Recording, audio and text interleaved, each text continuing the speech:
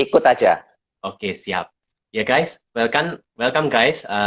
Kita lanjutin lagi series kita Real People, Real Problem. Jadi pada hari ini narasumbernya bukan David, tapi narasumbernya my good friend Kohendra gitu. Just to let you know, Kohendra ini bukan paid actor. Ini real person. Jadi juga bukan kayak motivator gitu ya. Jadi bicaranya apa adanya. Dan kita juga teman-teman asal Surabaya. Jadi kalau medoknya keluar Surabaya, Jawa, ya belajarlah bahasa Jawa. Ya, oke kita mulai. Soalnya ceritanya Ko Hendra ini lumayan bisa memberkati karena David pilih berdasarkan case-case yang selama ini David sebagai nutritional therapist itu banyak handle. Dan kelihatannya simple tapi ternyata kalau ditarik akar permasalahannya ya lumayan gitu. Jadi mungkin Koko pertama gitu bisa tolong introduce yourself. Eh, Nama saya si Hendra. Pekerjaan disebutkan, Coach. Boleh. Eh, saya full timer di Gereja Mawar Sharon. Nah, apalagi ya, Coach sudah berkeluarga, punya dua anak, satu istri tentunya kayak gitu. Ya, dan anak saya yang paling besar kelas 3 SMP sekarang. Yang nomor 2 kelas 6 kayak gitu sih. Kira-kira itu sih Oke. perkenalannya. Yes. Just info guys, jadi Ko Hendra ini udah taken. Memang mukanya agak baby face gitu. Awet muda. Cuman anaknya udah SMP ini. Ya, cuman dulu ceritanya gimana kok bisa tiba-tiba datang ke David itu untuk nutritional therapist? Keluhannya dulu Eh, apa? se- Sebetulnya sih kan kenal dari gereja memang kita waktu itu di ibadah apa dari penggembalaan. Sebetulnya saya waktu datang ke David ini bukan masalah keluhan teman-teman, tapi saya ini gampangannya gini ya, nggak mau perut saya buncit lah kayak gitu ya. Maunya makan terus, tapi nggak mau perutnya buncit kayak gitu. Nah, dan sebelum kenal sama David memang saya sudah olahraga dan sukanya saya olahraganya waktu itu badminton, bulu tangkis kayak gitu. Nah, kenapa saya ya memang kenal ya karena di gereja. Cuman saya lihat di IG-nya David, postur tubuhnya Coach David ini atletis banget gitu loh. Saya pengen kayak dia gitu ya.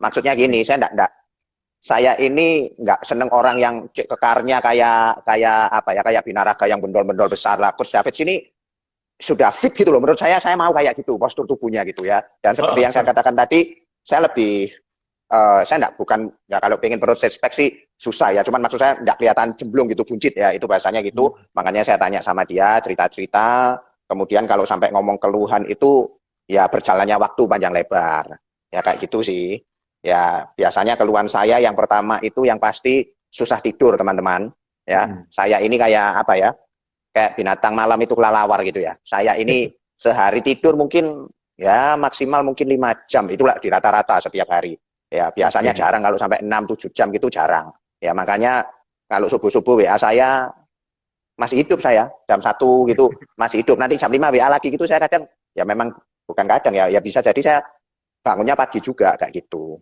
nah Batman, Batman. yang terakhir seperti yang mungkin seperti yang Coach David tulis hari ini tremor atau syaraf saya sebetulnya istilah tremor juga tahunya dari Coach David sih kayak gitu sih itu atau nanti aja bahasnya ya belum pertanyaan ke situ nanti panjang lebar nanti aja Nggak apa-apa, banyak-banyak dulu hanya aja dijelasin nggak apa-apa. Kan keluhan-keluhan. Jadi sudah sampai keluhan ya tremor.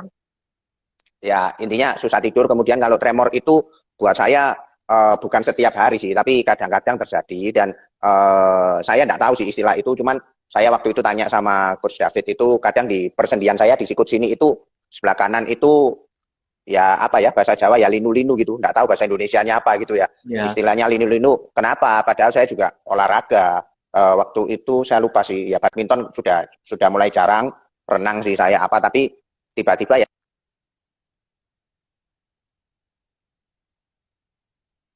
putus.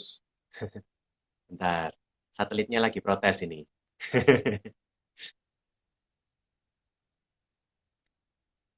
Ya, jadi memang Kohendra ini awalnya dia memang mau ngecilin perutnya, tapi ternyata setelah saya gali-gali ya. Oke kok, never nah ini mind. muncul lagi tadi hilang tadi ya ya ya Ya, sampai ada sikut, Darius itu lino-lino.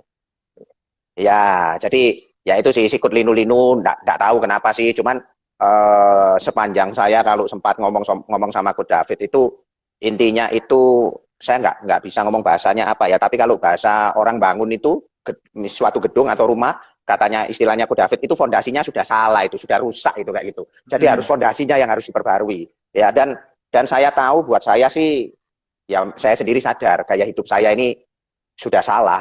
Bukannya saya ini nggak niat tidur gitu juga enggak. Orang suruh tidur itu aslinya ya seneng sih. Tapi memang saya susah gitu. Mungkin tremornya itu mungkin gara-gara itu juga.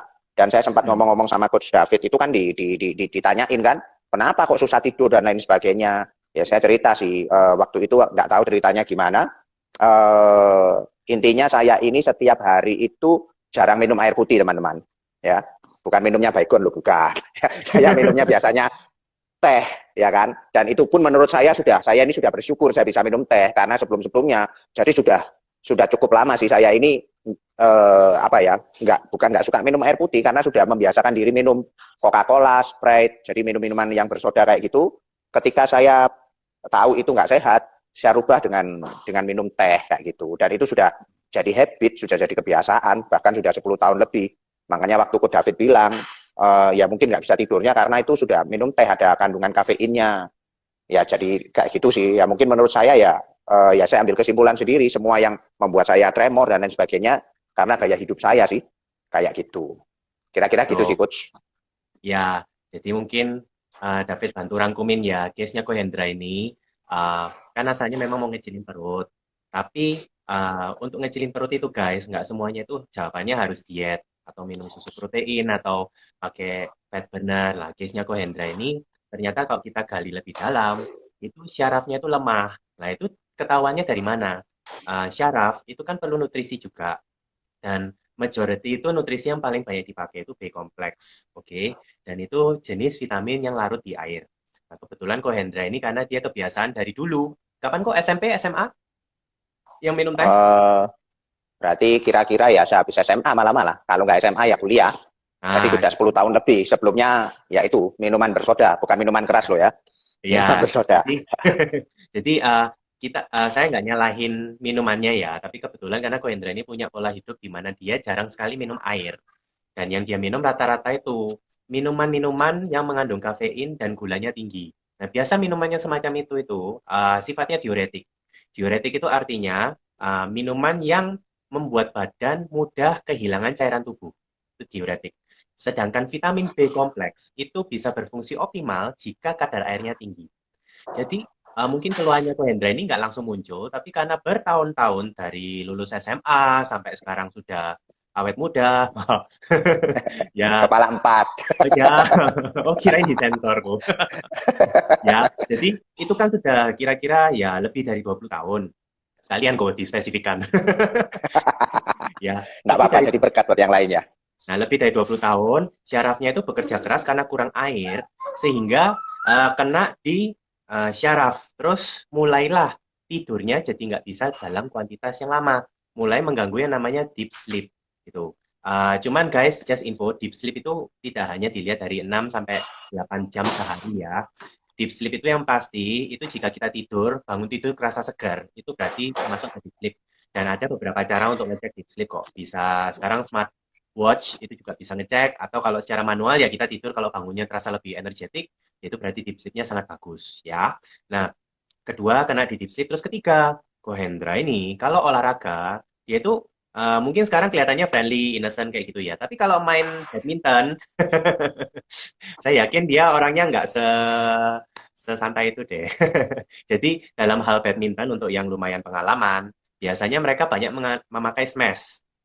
Nah, untuk menghandle smash yang berkali-kali, itu saraf motorik refleks itu sangat diperlukan banget. Dan kalau badmintonnya lebih dari 2 kali seminggu dengan olahraga, dan saya yakin badminton itu nggak mungkin cuma 1 jam. Yang apalagi di masa-masa belia gitu, pasti beberapa game. Jadi otomatis syaraf motoriknya itu sangat banyak dipakai.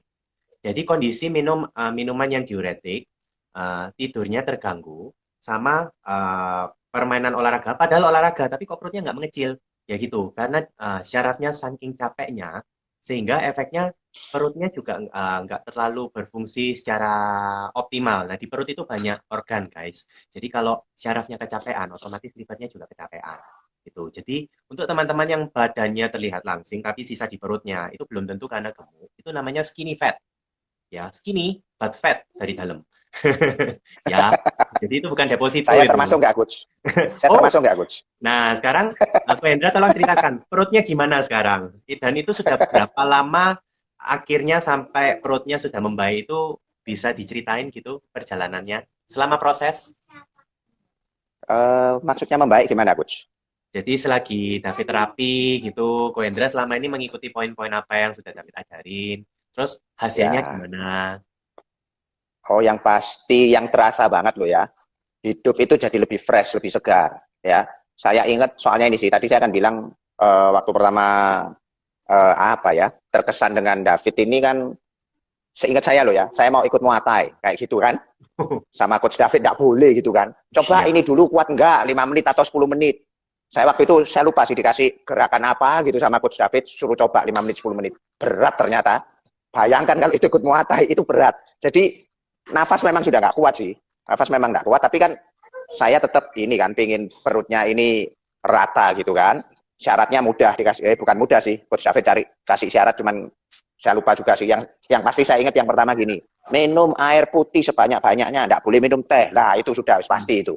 Saya lupa suruh minum berapa liter, 2,5 liter atau berapa gitu. Itu setiap hari. Dua ya. Habis itu enggak boleh makan snack gitu. Camilan apa itu semua enggak boleh. Yang terakhir itu yang paling agak menyenangkan gitu kan. Makan sembarang sebanyak-banyaknya boleh. Pokoknya camilan enggak boleh. Ya, pokoknya ngemil-ngemil gitu itu enggak boleh. Lah saya waktu itu dikasih beberapa syarat, saya ngomong semua ini bisa saya ini syaratnya saya lakukan kecuali cuma satu kayak gitu, minum air putih gitu kan. Itu buat saya mungkin bagi sebagian orang itu gampang ya kan, bagi sebagian orang mungkin alah lo saya ini bukan tidak suka air putih lo enggak ya, tapi saya ini juga karena gini sekedar teman-teman tahu saya ini juga jarang makan di rumah karena kegiatan sering aktivitas di luar, jadi sering ya istilah Surabayanya yang jajan itu makan di luar kayak gitu lah. Kalau jajan di luar ya karena sudah kebiasaan minum teh, mau beli air mineral sama teh harganya juga beda dikit. Ya saya milih es teh selalu kayak gitu. Jadi ya itu sih. Jadi apa? Ya itu. Jadi rutinitas habitnya ya wis kayak gitu terus. Jadi waktu Coach David kasih syarat-syarat kayak gitu buat saya yang paling berat rasanya minum air putih nih gitu kan. Ya itu terus kemudian tapi ya saya berusaha apa ya?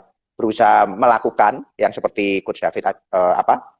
Ajarkan dan disuruh banyak makan buah. Saya lupa waktu itu buahnya apa sama sayur. Lah itu juga buat saya bukan berat juga ya kalau milih sayur sama daging ya jelas enak daging gitu teman-teman ya pasti. Tapi ya saya belajar, tapi dari situ yang kerasa memang kalau ngomong perut sih enggak kelihatan ya kalau tiba-tiba langsung gitu juga enggak, tapi yang pasti apa ya setiap bangun tidur itu fresh dan pikiran itu lebih apa ya lebih lebih segar kayak gitu ya, dan lebih apa ya lebih mudah untuk mengingat gitu. Ya, Gampangannya kayak gitu sih. Ya, betul. kira-kira itu sih, Coach. Ya, jadi sekedar menginfo gitu, kondisi sekarang kan karena badan kita itu mayoritas terdiri dari air. Karena kebiasaan Kohendra yang dulu, sehingga kadar airnya itu pelan-pelan merendah, meskipun badannya bisa berfungsi normal, tapi pelan-pelan itu badannya protes. Nah, sehingga first step dari David ini meningkatkan kadar airnya. Nah, uh, dari situ, iya, dari situ, Mau sorry, ikut itu. anakku mau ikut. Darin mau ikut. Ya, jadi sehingga otomatis otak itu juga organ yang mayoritasnya isinya air. Nah, kalau kondisi otak itu dehidrasi, itu bahaya. Makanya ada signal pertama itu dari susah tidur. Terus kedua, mulai tremor atau mulai jarem itu kesemutan.